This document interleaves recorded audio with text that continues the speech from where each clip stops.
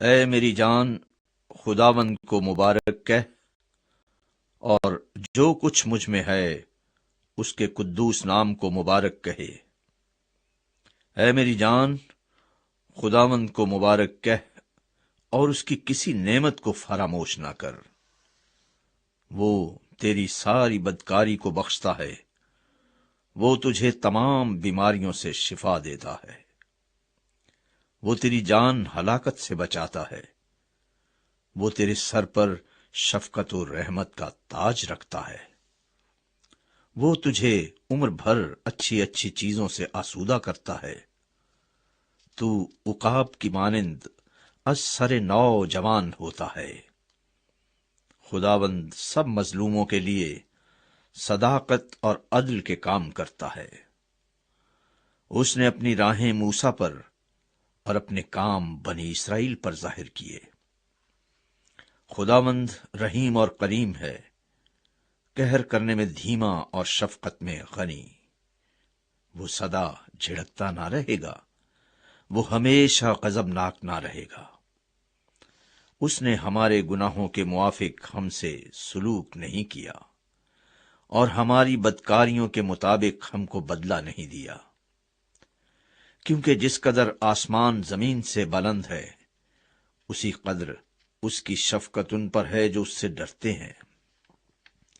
جیسے پورب پچھم سے دور ہے، ویسے ہی اس نے ہماری خطائیں ہم سے دور کر دیں۔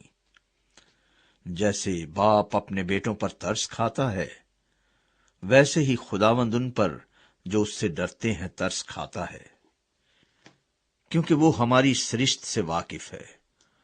اسے یاد ہے کہ ہم خاک ہیں، انسان کی عمر تو گھاس کی مانند ہے۔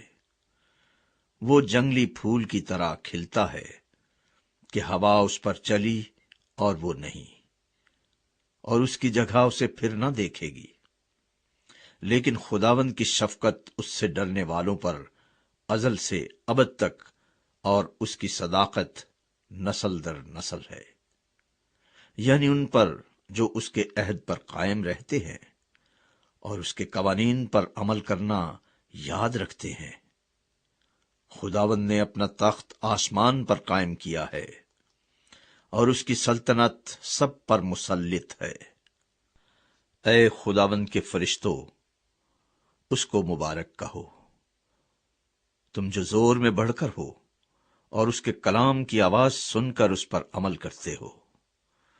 اے خداوند کے لشکرو، سب اس کو مبارک کہو، تم جو اس کے خادم ہو اور اس کی مرضی بجا لاتے ہو۔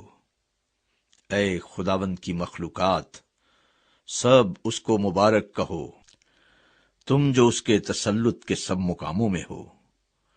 اے میری جان، تو خداوند کو مبارک کہہ۔